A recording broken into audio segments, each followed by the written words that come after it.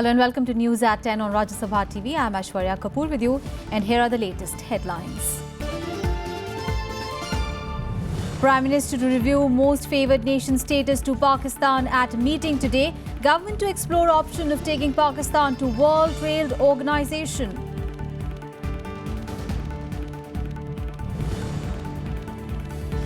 Nepal asks member nations to create conducive atmosphere for conducting the SAARC summit slated to be held in Islamabad. This after 4 nations including India decide to boycott the summit. Vice President calls terrorism the biggest source of human rights violation. During day 2 of his Nigeria visit, calls for restructuring of global legal framework to fight terror.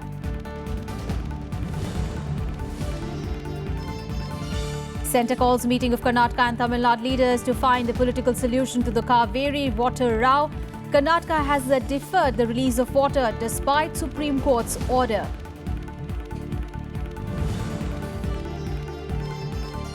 And the US threatens to exit Syria peace talks if Russia does not stop bombing of Aleppo and restore ceasefire. Hospitals target for Wednesday's bombing, with ICUs being rendered unfit for use. Well, our top story this hour: on the second leg of his West Africa trip, Vice President Mohammed Hamid Ansari will leave for Mali from Nigeria today. In Nigeria, Vice President called for restructuring the legal framework by adopting a comprehensive convention on international terrorism. Vice President Mohammed Hamid Ansari has targeted Pakistan by reiterating that state-sponsored terrorism can never be tolerated. Addressing officers of the National Defence College in Abuja in Nigeria, the Vice President said that the use of terrorism as an instrument of state policy must be unequivocally condemned. As developing nations with global aspirations, both Nigeria and India face similar security challenges ranging from climate change and diverse societal needs, which have been compounded by the spread of terror and newer fora of insecurity in our region. On day 2 of his Nigeria visit, the Vice President called upon all nations to unite to counter terror through diplomacy. Effective diplomacy is an important alternative to excessive defense spending.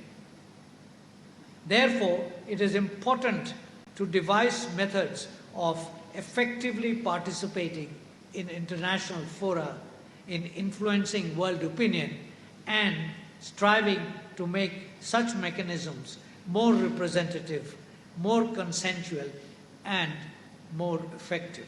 The Vice President also said that the long-standing defence relations between India and Nigeria should be harnessed not only for economic and defence purpose of the two nations, but also for the larger good of the world.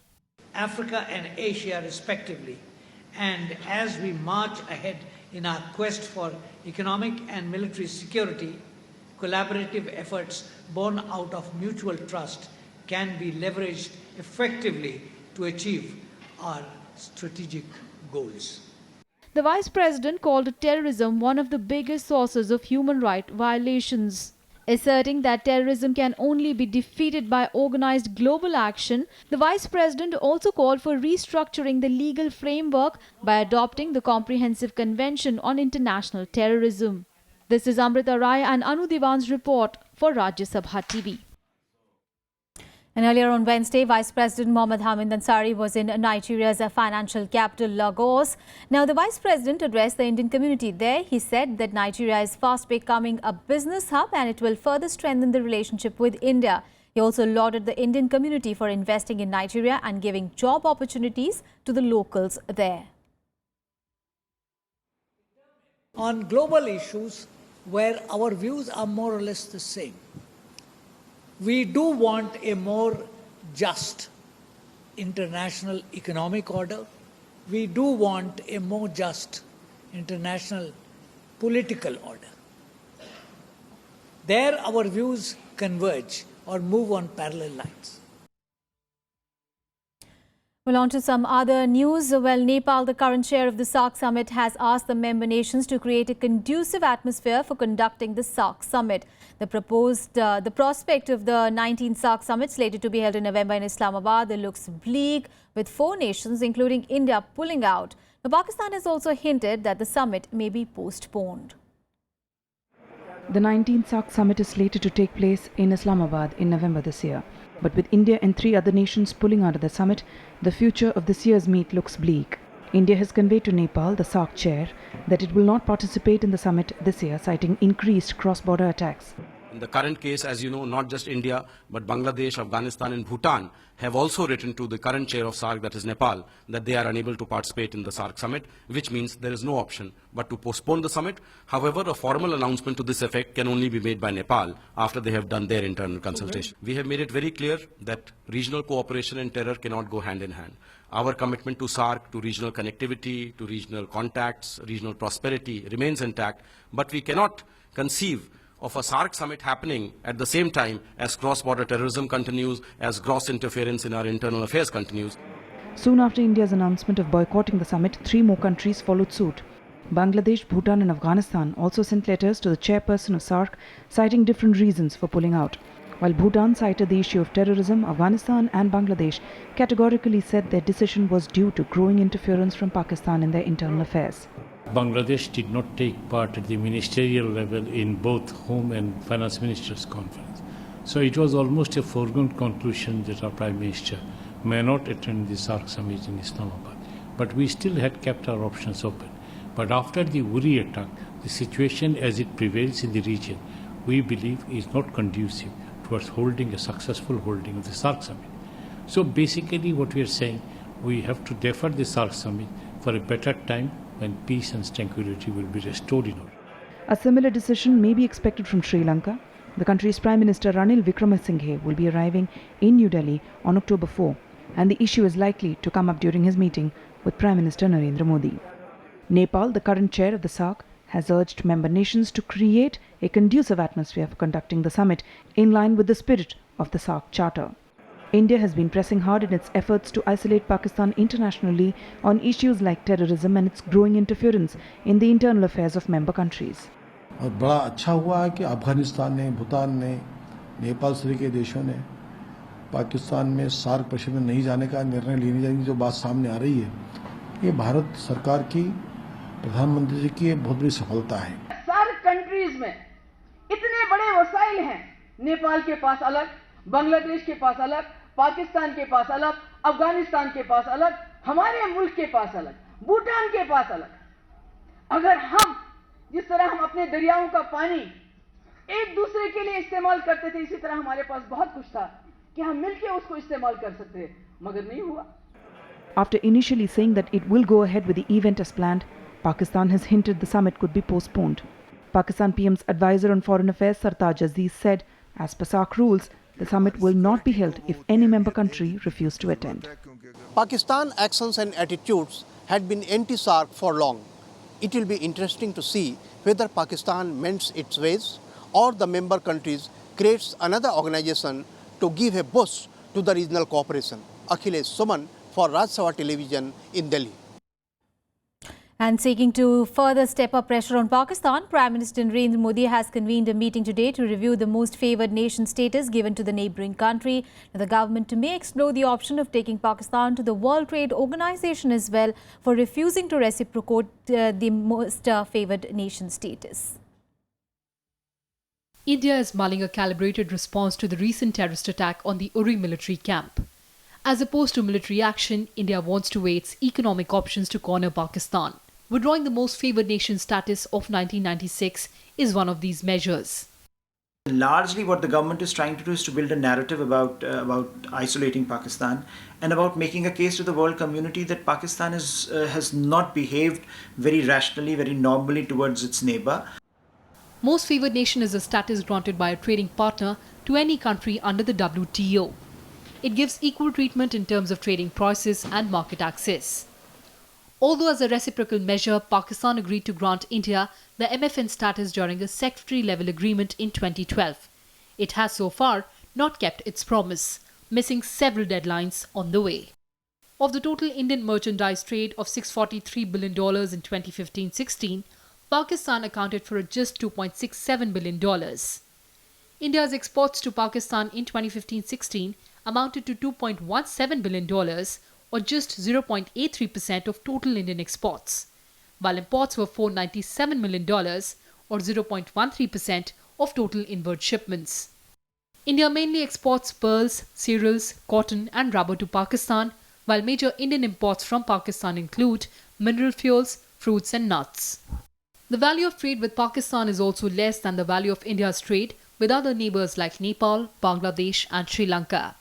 Official trade between the two countries is less than 0.5%, but the fact remains that through unofficial channels, through Dubai or the Hong Kong route, the trade between the two countries is much more. The ruling and the opposition parties have joined ranks on stepping up economic and diplomatic offensive against Pakistan. We cannot say that it will be completely done away with MFN status to Pakistan, but the government will think on all pros and cons and then take a call or decisions. Pakistan is more interested in trade of terror, and they are more interested in moving guns across the border than the goods. This is one of the major diplomatic moves that Government of India should have done by now. Government now has a crisis to quell, a plan to devise to isolate Pakistan economically while choosing to retaliate peacefully. After reviewing the Indus Water Treaty, decision to review MFN status will send a strong message from New Delhi to Islamabad on India's intent to isolate Pakistan. Experts also say that India can step up pressure on Pakistan by withdrawing concessions provided under South Asian Free Trade Area Agreement. Reporting from Delhi with camera person Shamlal, I'm Kriti Mishra for Rajya Sabha Television. On to some other news, where leaders of Karnataka and Tamil Nadu will meet with Water Resources Minister Uma Bharti today to discuss the escalating Kaveri water sharing problem ahead of the next Supreme Court hearing on the issue on Friday. Here are the details. Union Water Resources Minister Uma Bharti will meet ministers of warring states Karnataka and Tamil Nadu today to find a political solution to the impasse over the Kaveri water dispute. This after the Apex Court directed the centre to facilitate a meeting with both the states within this week. The next Supreme Court hearing on the Kaveri water issue is scheduled for Friday. While Karnataka Chief Minister Siddaramaiah will attend the meeting, Tamil Nadu's Public Works Department Minister E.K. Palaniswamy will represent the state. Earlier on Wednesday, the Karnataka government deferred the release of Kaveri water to Tamil Nadu once again, defying the Supreme Court's directive to release 6,000 cusecs of water for 3 days, citing acute water shortage. Direction by the legislature also, and also the direction given by the Honorable Supreme Court. We'll discuss tomorrow in the meeting of the Chief Ministers, and afterwards let us see what is going to be, what will be the decision come out. In Tamil Nadu, the opposition DMK urged Prime Minister Narendra Modi to chair the proposed meeting of the two chief ministers to break the impasse on the release of water. Congress MPs from Karnataka have also demanded the Prime Minister's intervention in the matter. When there is a problem between the states, it is the responsibility of the central government, it is the responsibility of the Prime Minister to solve it. So because they have failed, the Supreme Court has given direction to the Government of India to call for the states and convene this meeting. If the central government itself done that, then there is no necessity of the Supreme Court to call for to give such a direction. According to newspaper reports from Karnataka, the state government has officially declared Madikeri and Virajpet, the source of Kaveri and its primary catchment in Kodagu, as drought hit. Karnataka, for the period from 28th of August to 3rd of September this year, has recorded deficient rainfall of 60%. Bureau Report, Rajya Sabha TV. And right now we'll take a very short break. We'll be back with more news. Stay tuned.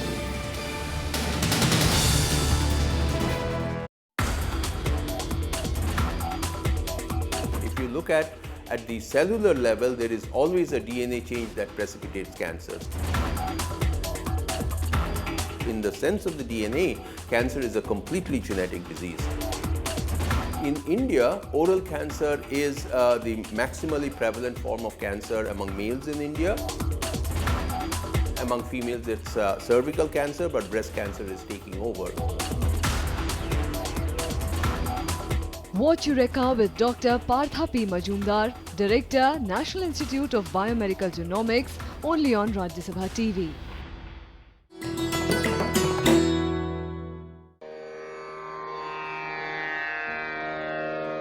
The sacred relics of Buddha were unearthed in Piprava in Uttar Pradesh. Buddhist monks from all over the world visit the National Museum to pay their respects. These charred bone fragments of Buddha are housed in the gold canopy gifted by the royal family of Thailand.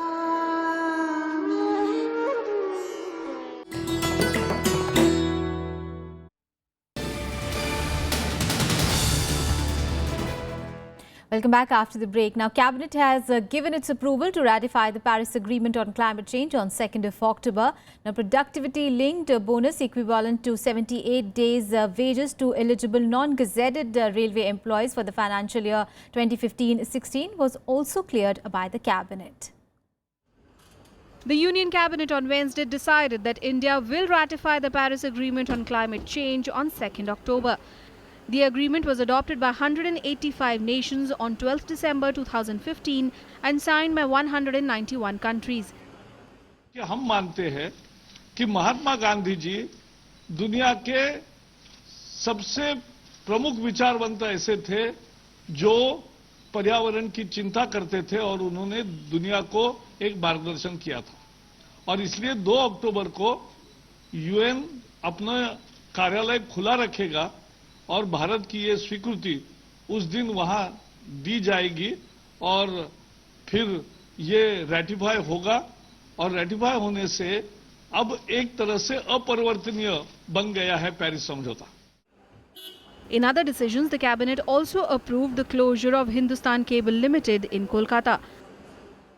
Factory अब चल नहीं सकती है तो उसको जबरदस्ती चलाएंगे नहीं, लेकिन मजदूरों का नुकसान नहीं होना चाहिए और इसलिए the employees will be offered attractive VRS VSS package at 2007 pay scales and employees related liabilities including payment of salary wages from April 15 लगभग 4700 करोड़ का एक पैकेज दिया है. इससे सुचारू रूप से कंपनी बंद होगी और कर्मचारियों का कोई भी भुगतान बाकी नहीं रहेगा. The CCEA also approved financial assistance for retired employees of Allahabad-based Bharat Pumps and Compressor Limited, administrative and financial sanction to implement the project Saksham, acquisition of stakes in 2 Russian oil firms. The cabinet also gave the green signal to productivity-linked bonus equivalent to 78 days wages to 13 lakh railway employees for the financial year 2015-2016. Vishal Daya's report for Rajya Sabha TV. And on to news on the viral outbreak in the national capital. Now, 2 more deaths due to dengue have been reported in Delhi, with the total death toll now touching 21. According to a municipal report, the total number of dengue cases in Delhi has gone up to 1,692, with 921 of them being reported this month itself. The deaths which occurred recently were at the Safdarjung Hospital and other at the Lok Nayak Jayaprakash Hospital. Well, as per reports, last year the city saw 15,867 dengue cases, the worst in 20 years, with the disease claiming 60 lives. Meanwhile, the Supreme Court had earlier sought response from the Delhi government on the rising cases of dengue in the national capital. Well, on to some international news. The United States has threatened to suspend bilateral talks with Russia on Syria unless Moscow stops bombing of Aleppo and restores a ceasefire. In a phone call with the Russian Foreign Minister Sergei Lavrov, U.S. Secretary of State John Kerry said that the U.S. held Russia responsible for the use of bombs and a number of bombings against the city. On Wednesday, 2 hospitals in eastern Aleppo were partially bombed, putting their intensive care units out of use. Now, UN Secretary General Ban Ki-moon and Pope Francis denounced the attacks on hospitals as war crimes. However, Russian Deputy Ambassador to the United Nations has said that the trend of Russia being blamed for the attacks in Syria must stop. But Moscow says that it would send now diplomats to Geneva to talk to the US about normalizing the situation in Aleppo. Meanwhile, the UNICEF has said that at least 96 children had been killed and 223 injured in eastern Aleppo since Friday. Hundreds of airstrikes have rocked the beleaguered city since the Syrian government, backed by Russia, announced a renewed offensive on Thursday. US and Russia have been locked in talks in an attempt to revive the peace agreement. M2, it may be function again after 2 days after fixing the damages. But regarding M10, the damages are so huge, and we didn't know how many it will take to fix the damages. And by the way, M10 is the biggest trauma hospital in eastern Aleppo city, and those two hospitals are two of the only 3 trauma hospitals in Aleppo city. Now Aleppo city is served, eastern Aleppo city is served by only trauma center. This is M1 hospital. They know they are committing war crimes. Imagine a slaughterhouse. This is worse. Even a slaughterhouse is more humane. Hospitals, clinics, ambulances, and medical staff in Aleppo are under attack around the clock. Well, on to some other news. US Congress has rejected US President Barack Obama's veto of Saudi 9/11 lawsuits bill. Well, this is the first veto override of his presidency. On Wednesday, the Senate voted 97-1 and the House of Representatives 348 to 77, meaning that the bill now becomes a law. The bill, known as the Justice Against Sponsors of Terrorism or JASTA, allows families of the 9/11 victims to sue Saudi Arabian officials. Meanwhile, Obama has called Congress's move a mistake. The president argued the bill could expose US companies, troops and officials to potential lawsuits abroad. Earlier, Barack Obama had argued in his veto that the bill would undermine US-Saudi relations, and he warned of tit-for-tat lawsuits against US service members in places like Afghanistan and Iraq. Now, 15 of the 19 hijackers were Saudi nationals, but the oil-rich kingdom, which is an ally of US, has denied any role in the attacks, which left nearly 3,000 people dead. Obama has issued 12 vetoes during the 2 terms of his presidency, but until now, none had been overridden. The Saudi government, or at least organizations and operatives within the Saudi government, aided and abetted one of the most massive crimes in the United States. In our system, the truth behind those facts deserves to be presented in court. I've read President Obama's veto message. He cites concerns that the bill would, quote, create complications, close quote, he says, with some of our close partners. But the truth is, JASTA only targets foreign governments who sponsor terrorist attacks on American soil, plain and simple. I don't know how that would create complications with some of our close partners. Big story coming in from the Middle East. Well, the Organization of Petroleum Exporting Countries on Wednesday agreed to cut the production by 750,000 barrels a day. Well, the news triggered an immediate spike of more than 5% in crude oil prices, as markets had expected the Algiers meeting to end without an agreement. In London, benchmarks Brent North Sea crude for November delivery rose from $2.72 to $48.69, while in New York, a barrel of West Texas Intermediate was up $2.38 to $47.05. Now, OPEC members, whose countries produce 40% of the world's crude oil, agreed to cut their output to 32.5 million barrels per day. Now, how much each country will produce is to be decided at the next formal meeting in November.